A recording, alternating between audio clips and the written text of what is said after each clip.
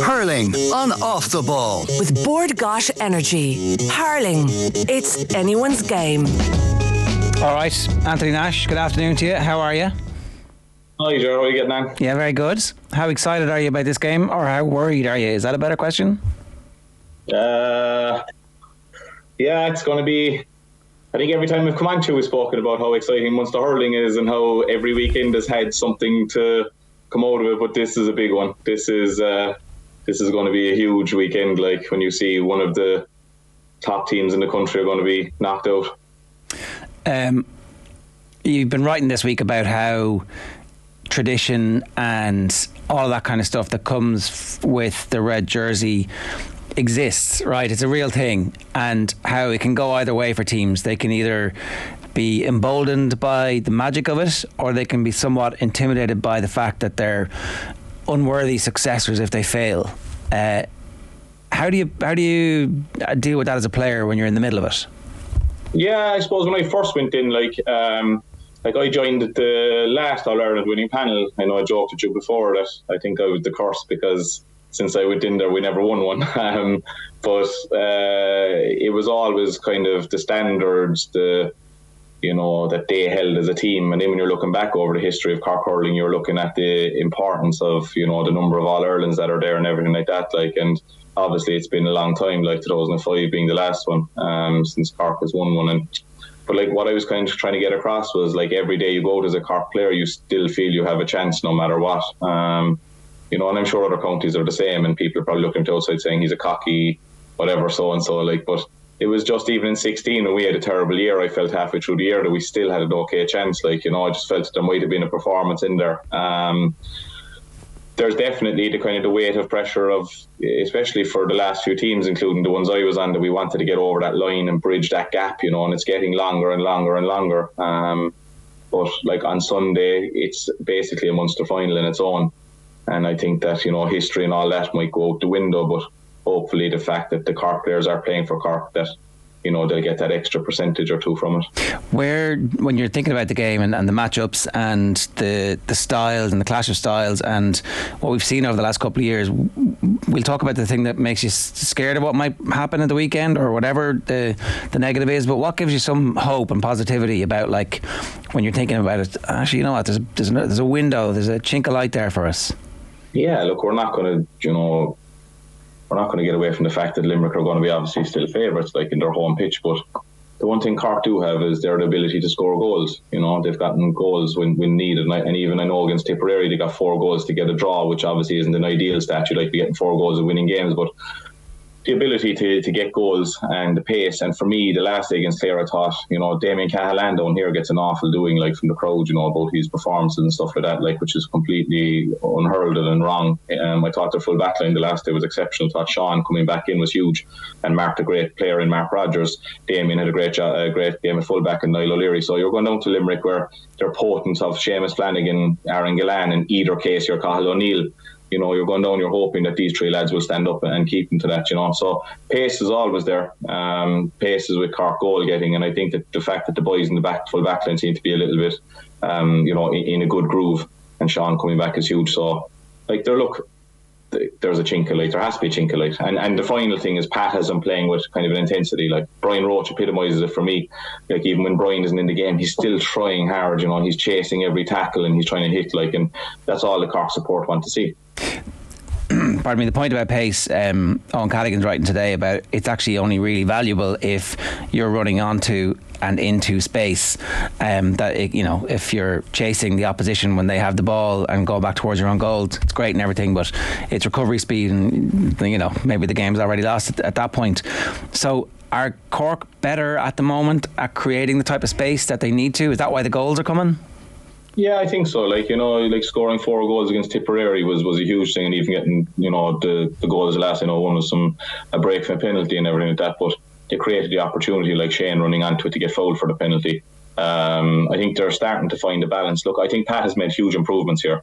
I'm not going to say that they're the finished article, neither would Pat either, but you can see that the mix from last year and the year before was full on running and going back to field and breaking the line. Now he has lads delivering from deep when needed and also kind of breaking. Now look, Tipperary, I said it to you before, I thought they were out hurled in the middle third. You know what I mean? I thought the hurling was Tipperary were a lot better, and even the last day in the middle third, then again, Clare seemed to get the better. So that's the thing for me where they're going to have to look at. You're coming up against the best midfield partnership in the country, and probably the three hardest working half hours, whoever they pick. So it's getting that mix in the middle third where you can actually deliver the ball in. Like people might be listening in here saying that I'm building Cork up. I'm telling you, Cork have improved. Are Cork ready to win All Ireland yet? It depends on Sunday, you know what I mean? If Limerick are gone, everyone will fancy their chances, but I think they've improved, and he's trying to strike a balance between the running game and the delivery game, which is quite important. In terms of that balance, right, and look, we'll get on to Limerick and we'll do as deep a dive as we can on that, but in terms of striking that balance, what are the signs that it's working for you? Is it that the delivery to the forwards is giving them an opportunity more often, as opposed to it being a dogfight, that they're actually just that split second of space before they're getting tackled? Like for me, last year and the year before, there was frustrations about the ball coming out and then being recycled backwards. You know what I mean? That we weren't going forward. Like, you know, like as a Cork player at senior level, you have to be willing to go forward first, get out to that middle third, and I think there's more that happening this year. You know, like last year and the year before was out to the cornerback, back to the goalie, out to the cornerback, working out to the halfback, and it was just too a bit monotonous and slow at times, and Limerick really showed us up in the last 2 years with that. And I think this year Pat has kind of gone, look, go to the fullback, fair enough, and maybe back to the goalie, but then deliver it, or go to the fullback, get it to midfield. So it's more forward hurling, you know what I mean, that I think suits. And like we have to understand in as well, like Limerick are missing Sean Finn, but like Robbie O'Flynn, Mark Coleman are huge losses, and obviously Alan Connolly as well. Like, so, you know, what he's done so far this year has definitely improved, and there's been bite and fight in this team. They drew a tip, you know, they beat Waterford and they lost to Clare by a point. So they've been extremely competitive in each game. You know what I mean? I think I think Pat would agree here that they were out hurled against Tipperary and the goals were needed. But there's definitely a sign of a bit more spirit and a bit more, you know, cohesion and work ethic. And that's the one thing we're always questioned for down here in Cork. That like when we do lose the ball, are we actually starving to get it back? Yeah, and I think that they were starving to get it back against Clare, that a lot of their scores came from turnovers.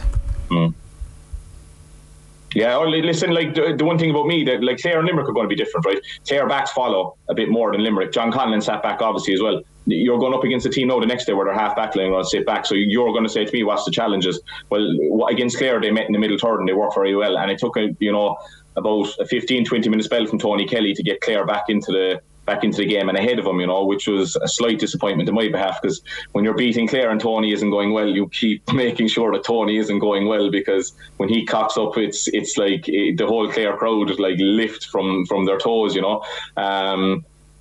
But now against Limerick, they're going to face a dilemma of that space in the full back line where they were getting it into Harnedy and Hoggy at the start. Won't be there, because you're going to have Diarmuid Burns, Kyle Hayes and Declan Hannon sitting back, you know. And I know eventually the Clare back started to get a hold of Hoggy and Sham inside with the space.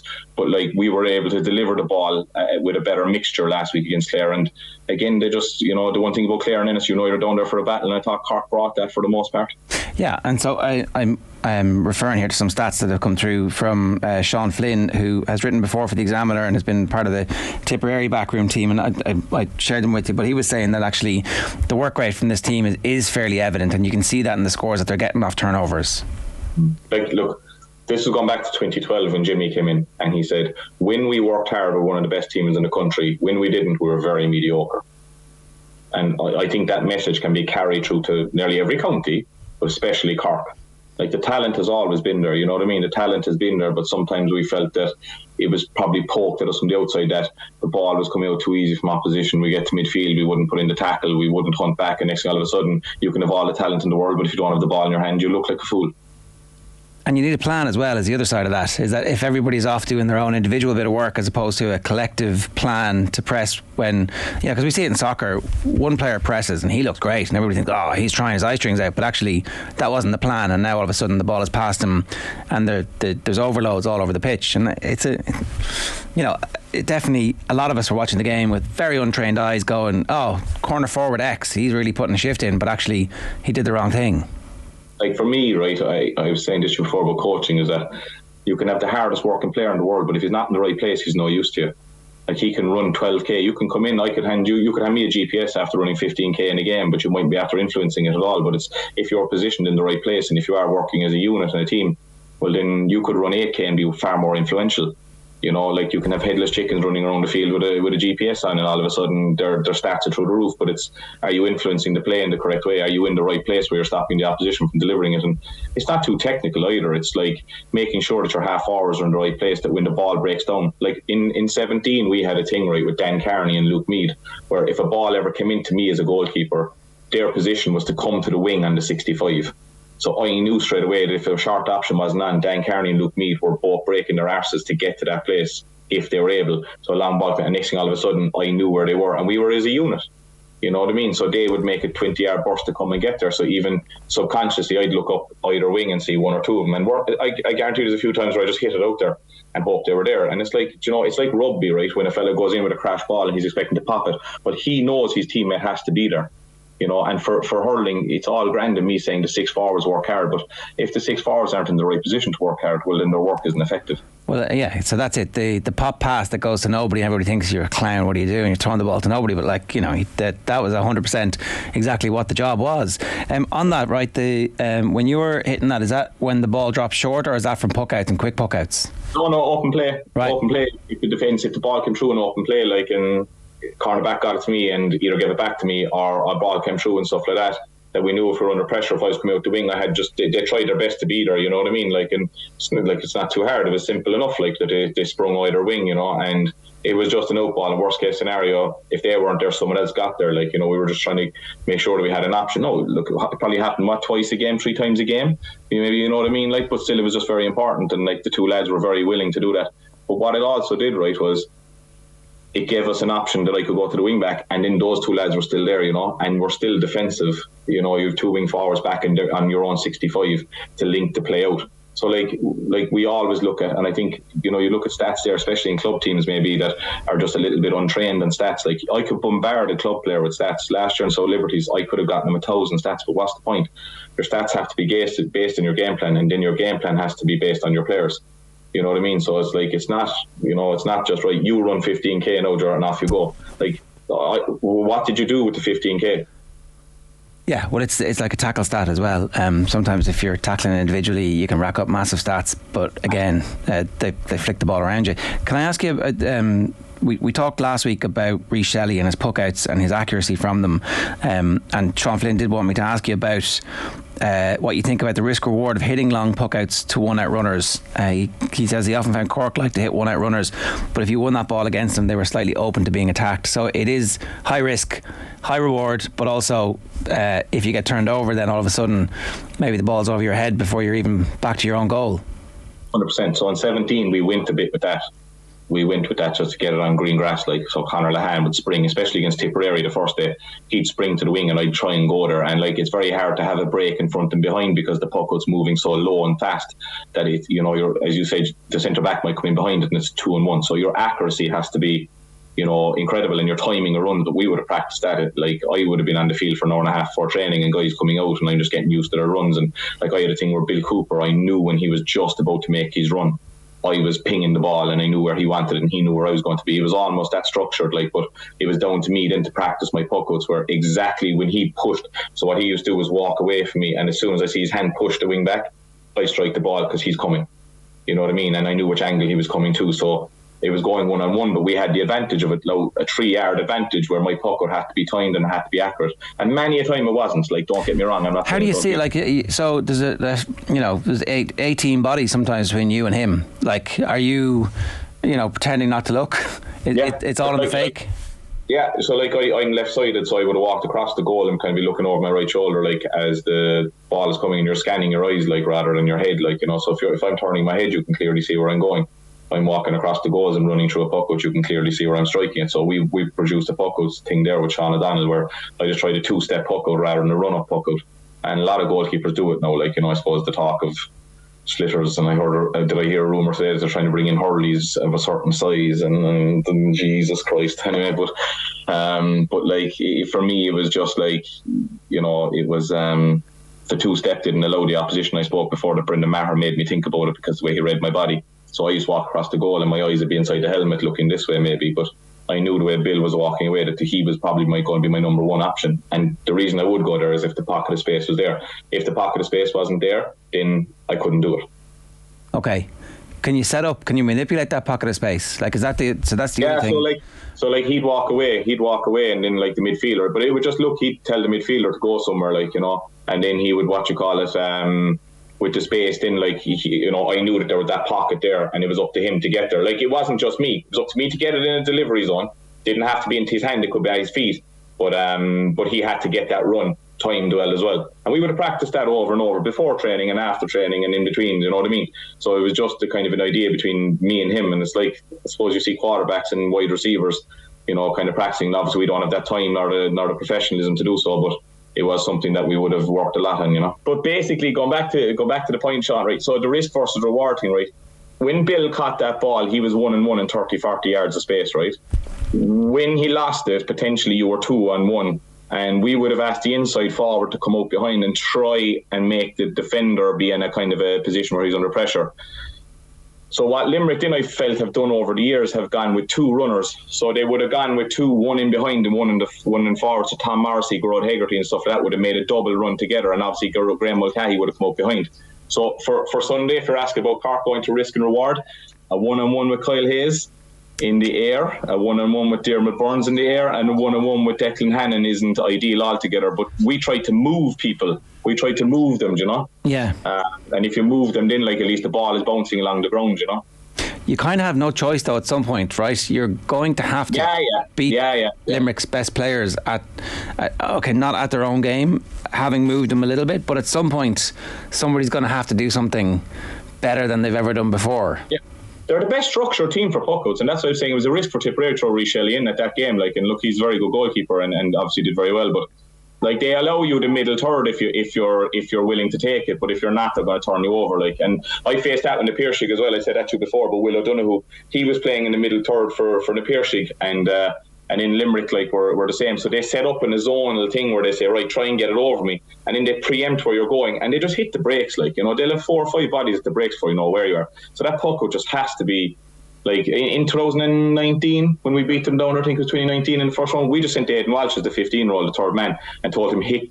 Like, if I went down top of Dermot Burns, Aidan would go behind him and hit him in the air, like hit the ball, break the ground in the air. Do you know what I mean? So we kind of tried something different where we had a big man instead of the Graham Mulcahy size player in that position, and it worked a treat, like, because Aidan was just basically coming out behind Dermot Burns, you know, competing in the air where Dermot's looking at the ball, not coming backwards. You know what I mean? And the guy from behind would just knock it down. And Aidan, I don't think, scored that day, and we looked at his, like, you were on about tackle count and GPS is there a while ago. His GPS, and we had a stat run then about, you know, like, I think it was metrics basically, how much he ran, but in effective manner. Do you know what I mean? Yeah. And he was through the roof. Like, I was going to say, like, I'm sure a lot of people watching that day were like, I had an okay game, but you guys coming off were like, that was amazing, you know. We kept the ball with Limerick's hands, like. You know what I mean? And therefore then, like, you're thinking, like, another year, like, we kind of played, like, Dermot Burns is so good at delivering the ball, like, and every team is trying to withdraw, wing back, wing forward. No, we all know that, like, you know, and Cork will do the same on Sunday, whatever like that, and then you've Dermot Burns sitting in the pocket just making a fool of you, like. So, like, there's a huge balance there to be struck between what you do with your forwards, you know, in certain positions. How would you exploit Limerick? Like, we're, you know, I'm hearing since he came on the scene at centre back, Declan Hannon, we're going to exploit him for pace.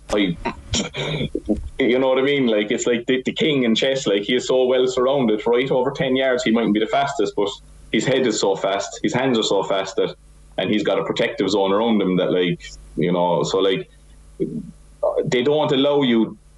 So they don't follow you enough to create that space. Do you know what I mean? They just basically say, look, we're sitting here, deliver the ball, and we'll cut you out. Let's talk Limerick then. What is going on with Limerick at the moment? Are they very far behind where they have been in recent seasons, or are they close enough to where they have been throughout Munster campaigns in recent years, but that everybody else has just got a little bit closer to them? Notwithstanding a few of their key players are actually a little bit off colour.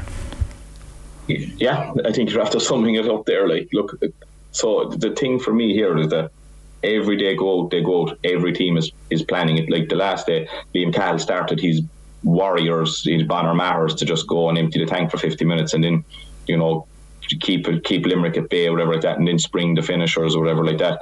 Clare and Limerick is always a heavy head. And then to be fair to Waterford, and I wondered did it have a huge impact in their season, the effort they put in against Limerick that day. So let's break it back down again. They beat Waterford. They lost to Clare by a point, who put in an unbelievable performance, and they drew with Tipperary, who have improved massively over the last year. We're used to them beating teams. That's all we're used to in high standards. They've lost one game, you know what I mean? I definitely think that the key part was your last statement, was the cue the colourful players aren't, they're not playing as well. And it's just like, and the two are Cian Lynch and Gerard Hegarty, who, they really need to go well. Keane is their magician. They're like, the equivalent of Tony Kelly. And before his injury, he was the best hurler in the country. And, you left him off at your peril. So not only were you not leaving him off, you were sending your centre back after him, and there was a huge gap. Gerard Hegarty has shown us in massive games that he can do.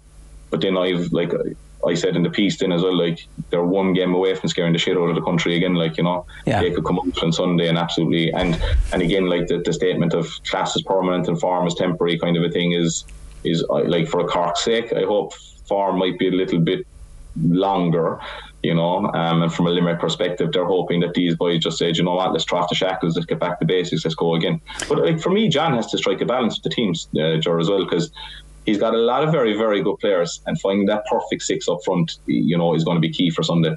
I was going to say, are you surprised that I haven't made more changes, like tried Cian Lynch in midfield, moved Kyle Hayes to the forward line, just done something a little bit different to see if that's the thing that jolts the system back to where we know it can go?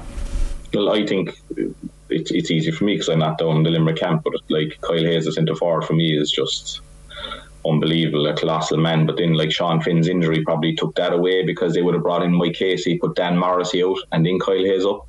Now you already have Mike Casey and Dan Morrissey. Did you put Richie English in the full back line and move Dan Morrissey out still, or did you throw Colin Coughlin in wing back to do that? You know what I mean? And Kyle Hayes is a forward.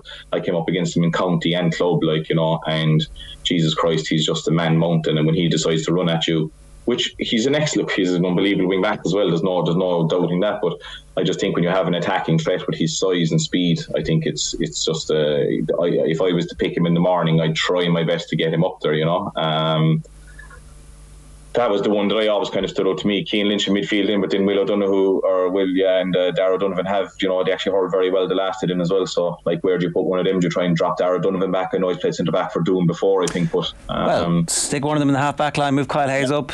Just a little bit of anything to look. Reignite, yeah. It's a bit of excitement. It's a bit of excitement. A bit of something different. It's like me going out to buy a new driver in golf. It's not me. It's the driver's fault. So a change is good. Yeah. 600 euro later, the change is excellent. The ball is being left. But a change is. And I tried to do that in my career. I always try to change something small every season, be it boots, helmet, grips, hurleys, whatever. I just wanted to change it up, because sometimes you can kind of just. I'm not saying Limerick are in a rut, but they're far from it. But maybe that little change, a bit of excitement, might get their season kick-started again. Well, there's nothing like staring down the barrel of defeat / exiting the entire championship when, as we know, John Kiley was complaining about everybody penciling them in for 6 in a row, let alone 5 in a row, let alone 4 in a row, and that had obviously caused him to be a little bit angry after the first game.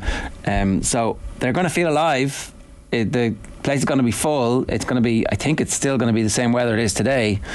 So, we've seen them in the glaring hot sunshine be absolutely sensational. It's Limerick hurling weather coming Sunday, and maybe that's all they needed, the imminent fear of death.